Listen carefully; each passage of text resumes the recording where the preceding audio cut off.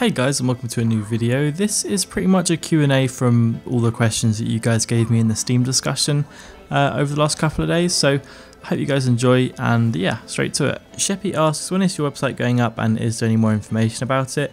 The website should be up within the next couple of weeks, and it's ultimately going to be a place for you guys to connect and create together. I'm kind of hoping to build a small community there of people that are all sort of enthusiastic about the same things. And you know, there'll be like weekly giveaways and things like that. They're completely free to enter. But yeah, I mean, I'm hoping to help a lot of you guys out within trading, you know, get into the next stepping stone. And I have a few sort of trading experienced friends that are hoping to help out you guys as well. So it should be a pretty fun place to be, and hopefully that all works out for the best. Aspirin asks, is it essential to unbox or spend money if one wants to break into high tier trading? I would say it's not essential, but you know, just having a couple of keys rather than like a couple of refined metal, you're going to get to the place you want to be a lot faster. Just like having a couple of earbuds is going to be a hell of a difference in comparison to having a couple of keys. I had the advantage of unboxing those two unusuals one crate apart, so I was kind of already able to trade with quite a lot when I first really got into trading, whereas you know, a lot of people do the scrap to unusual series, and they get there in the end, but it is really more or less a patience thing, and you have to invest a lot of time into it. Though with sites like trade.tf and the amount of trading servers there are, it's never been more available for you to do, you know, profit your way up. Scrammy Mocha asks, would you say you are more of a trading and TF2 YouTuber or more of a gameplay TF2 YouTuber? Also, which would you rather be? I would say at the moment I'm more of a trading YouTuber, if that's even a thing, but I do like the idea of being able to just sit down, record some gameplay and make a video out of it, whether it be live commentary or, you know, me recording the audio after the video. So I don't know, you're going to see probably a mixture of both on the channel, probably more gameplay sort of stuff over the next coming weeks. But yeah, thanks for the question. Skeletonomous asked, what's my favourite official map in TF2, and that would be Koth King. Bros asked, if you could add any item from any film into TF2, what would it be?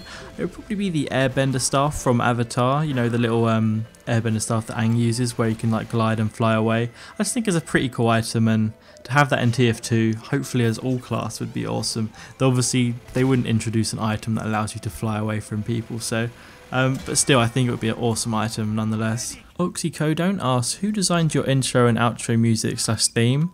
The intro music was from Final Fantasy IX, and it's called Over the Hill, and I'll leave a link to that in the description. And the outro music was called 9-Bit Expedition from the game Dust Force, which is like a little platformer, and it's composed by Lifeform, and I'll leave a link to that as well. The actual creation of them, I did all myself, and not too difficult, not too complicated, but I think it works well. Speedcrab64 asks, what hats do you think would turn into miscs? And I think probably the more obvious ones, or ones that would make more sense, would be the Industrial Festivizer, Mask of the Shaman, maybe even the Medic's Mirror and Halogen Lamp. The antlers also make sense, though there is talk of maybe the Sammy Cap and Horrific Head Splitter. And there's a lot of hype to a lot of different hats nowadays just for them becoming miscs, so I'm not too sure. And really you can speculate on a lot of hats nowadays, because some of the hats they've made into miscs do not look like they should be miscs. A Typical Melon asks, if you had to remove one weapon from TF2, which would it be and why? I would have to say probably the Gunslinger, just because I really do not like mini sentries one bit. I like using them, I'm not gonna lie. Like if I'm struggling in a game and I'm like, okay, I've tried every class and I'm failing, it's time to go mini sentry NG. That's pretty much how that works for me. But when other people are using it and it's just in really crappy places that you can't get to, not even like on the ground, it's just really irritating. And yeah, I think it's a bit overpowered in all honesty. But Supreme asks, what drives you to make hat galores, and tell me what's the strategy on how you get all the stuff in them? I would say I make hat galores just because I know that I love to hear about what unboxes there have been, and I assume that other people that are interested in trading want to know as well. But how I managed to find out all the information usually comes from nowadays you guys. Like before, my first couple of sort of episodes where I've heard about these hats came from me finding them myself, but now I'm getting like constant messages on my wall about recent unboxes. Sometimes they are like relevant to hat galore episodes and ones I think should be in the episode, though sometimes I do get ones where people have told me about like a level 100 steaming fish. D92 asks, how much did my PC cost to build or buy? And 4 years ago it cost me around £1,000 to put my computer together, and that was just sort of all the money I had in my savings and bank account, and I had to convince my mum and dad to let me like spend that sort of money. Though obviously since then I've just sort of been upgrading bits of my computer part by part. More recently I purchased a new graphics card, and I haven't actually put it to good use yet, though. I am going to be buying Battlefield very soon, and I've been saying that for the last couple of months, but I am definitely going to be buying it pretty soon and playing that with my dad, which should be pretty fun. Hardcore Bubbles asks, what do I consider to be the best video I've ever created?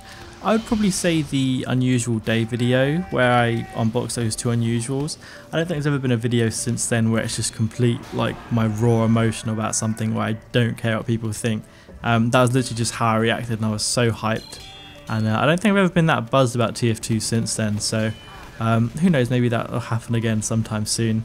Maybe in September, where I do that big unboxing that I was planning on doing. So yeah, 2000 Nesman asked, why did I become a YouTuber? And I guess it was more or less like I thought I could do what other people were doing. Like when I played RuneScape, I started PKing and playing PvP, and I thought, you know, some of the guys that I was watching, I was like as good as them, and I wanted to try and make videos myself. And I thought I was already playing games way too much, you know, way more than I should, and I thought, you know, why not be productive with it? So that's pretty much how that happened. Raksu asked, what was my biggest profit in my trading career? That would probably be where I bought a golden frying pan for around 47 buds pure, and I sold it for like 85 buds in unusuals. And you know, that seems like an incredible deal that I was able to get it for that price, but the guy that got it was just after a lot of pure in a short amount of time, and you know, I was there to offer it, so I got really lucky with the trade.